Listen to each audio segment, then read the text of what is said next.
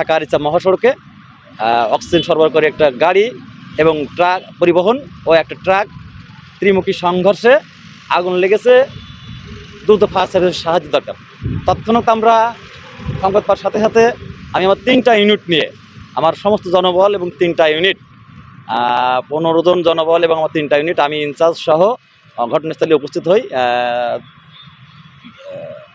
ঘটনাস্থলে আসতে স্টেশন থেকে 7 থেকে 8 কিলো দূরত্ব, আর 12 থেকে 13 মিনিট লেগেছে আমার স্টেশন থেকে আসতে। এসে আমরা দ্রুত পানিবাহী গাড়িতে পানি দিয়ে আমরা আগুন নিয়ন্ত্রণে আনি।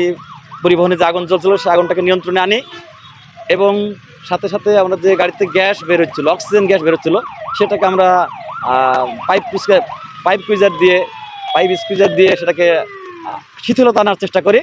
যেহেতু ওই গাড়িতে মনে হয় 15 থেকে 20,000 লিটার গ্যাস আছে, ওটা বিভিন্ন বাইপাস পাইপ দিয়ে বের হচ্ছে, অনেক সময় লাগবে। সাথে আমার এখানকার অতিরিক্ত পুলিশ সুপার ছিল এবং তাকে বললাম যে একটা রেকার ভ্যান নিয়ে এখান থেকে গাড়িটা অপসারণ করানোর জন্য। আমরা মোটামুটি আগুনে এবং অন্যান্য কাজ করতে প্রায় 40 থেকে 50 মিনিট সময় লেগেছে। আমরা সমস্ত আগুনটা নির্বাপন শেষ করেছি, পরিবহনকে রক্ষা করেছি এবং অন্যান্য পরিবহনকে রক্ষা করেছি। এবং যে গ্যাস বেরোচ্ছিল যে ট্যাঙ্কার থেকে, সেই ট্যাঙ্কারটাকে রাস্তা থেকে পুলিশকে নির্দেশনা দিয়ে সেটাকে অপসারণ করানো হয়েছে। আমাদের কার্যক্রম শেষ এবং এখানে কোনো কোনো সংবাদ আমরা পাই এবং হতাহত কোনো কিছু ঘটে নাই এবং আমরা এই উদ্ধার কাজে কাউকে হতাহতের মধ্যেও ফেলে দিই না।